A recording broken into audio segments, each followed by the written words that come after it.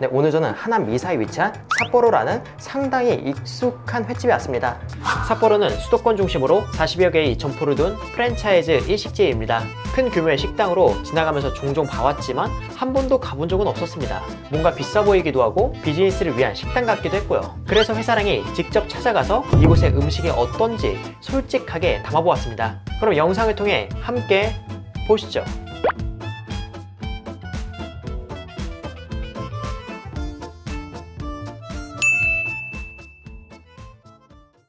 일단 삿포로라는 식당에 들어갔을 때 첫인상은 차분하다였습니다. 파인다이닝보단 무게감이 덜하지만 차분한 게 마치 비즈니스를 해야 할 것만 같은 분위기였는데요. 저는 이날 2명이서 룸으로 사전 예약 후 음식 리뷰를 진행하였습니다. 2인도 룸 예약이 된다는 게 신기하더라고요. 그리고 방역 또한 하루 2회를 진행한다고 하니 오픈된 식당보다는 보다 마음 편히 이용할 수 있을 것 같습니다. 그리고 오늘 같은 경우는 경기 시민예술학교 하남 캠퍼스 특별 프로그램과 함께하는 콘텐츠로 하남 시민 크리에이터분과 함께 리뷰를 할 예정입니다. 하남 문화재단과 경기도에서 함께하는 프로젝트로 하남 시민이 유튜브 콘텐츠 제작 과정에 참여하게 되었습니다. 코로나 블루로 우울한 청년들에게 기분 전환 및 동기부여의 목적으로 방역 수칙을 지켜가며 진행하였습니다. 우선 제가 주문한 건 런치 회 정식 A 2인분을 주문했습니다. 1인 가격은 23,000원이에요. 일반 초밥집에서 조금은 비싼 구성으로 먹는 가격인데요. 과연 이곳의 음식은 값어치를 할지 바로 보도록 하겠습니다. 우선 첫 번째로는 자완모시 일본식 계란찜이 나왔습니다. 이 계란찜에는 알새우와 은행, 매생이가 들어갔는데요. 한번 먹어볼게요. 우선 간 자체가 그렇게 세지 않고 아주 연한 단맛과 살짝의 짭조름함이 느껴집니다. 사실상 상당히 담백한 일본식 계란찜이라고 생각해요. 그리고 매생이 같은 경우는 사실 그렇게 캐릭터가 세지 않아서 이 해조류를 잘 못 드시는 분도 그냥 그 향긋함에 먹기 괜찮다고 생각합니다. 하지만 간이 약하기 때문에 스타터, 시작하는 음식으로는 살짝 임팩트가 약하다고 생각합니다. 그리고 다음으로는 모듬회가 나왔는데요. 모듬회 같은 경우는 지금 총 4가지 종류로 연어, 점성어, 농어, 광어 이렇게 올라가 있습니다. 그리고 옆에는 연근절임과 양념에 버무린 게맛살도 있고요. 지금 보면 인당 23,000원이잖아요. 근데 이 회를 봤을 때는 정말 예쁘게 플레이팅은 되어 있지만 양 자체는 조금 적다는 생각이 듭니다. 과연 맛은 어떨지 하나씩 맛보도록 하겠습니다. 우선 첫 번째로는 광어. 광어 같은 경우는 대광어를 쓰고 있는 느낌이 드는데요. 따로 준비된 조미생 와사비를 곁들여서 한번 맛을 볼게요.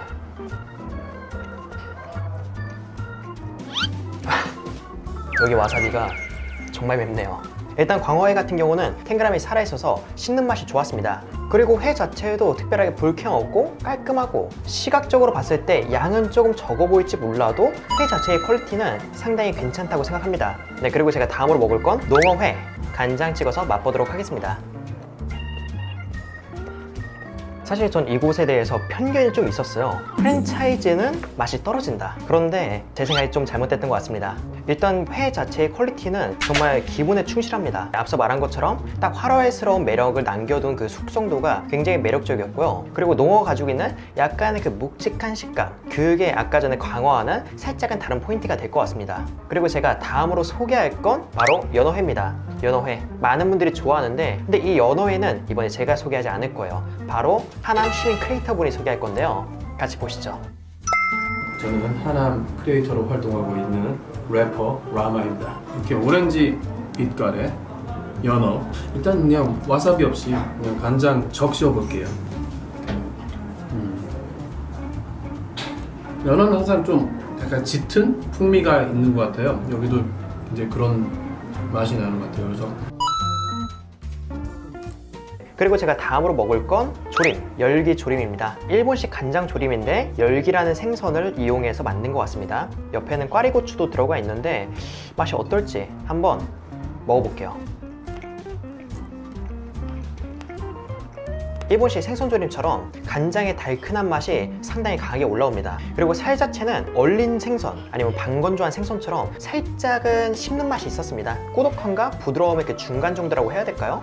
그리고 끝에는 연하게 생강향도 올라오는 게 달큰한 맛이 강한 일본식 생선 조림이다 라고 생각해 주시면 좋을 것 같습니다. 그 이후로 불고기 전골, 알밥, 지리탕, 메시차까지 인당 23,000원이라는 금액 대비 상당히 알차게 나왔습니다. 맛 또한 기본에 충실해서 불쾌함 없이 먹기 좋았고요. 영상 시작할 때 말한 것처럼 프랜차이즈 식당이면서 무거워 보이는 분위기에 다소 멀게만 느껴졌던 삿포로였지만 막상 먹어보니 편하고 깔끔해서 저는 만족스러웠습니다. 코로나19로 외식이 조심스럽고 부담스러운 요즘 포장 메뉴도 잘 되어 있고 프라이빗 룸도 있기에 상황에 맞춰 이 식당을 이용해 보시는 것도 좋을 것 같습니다. 마지막으로 하남 시민 크리에이터의 소감을 들으며 마무리하도록 하겠습니다.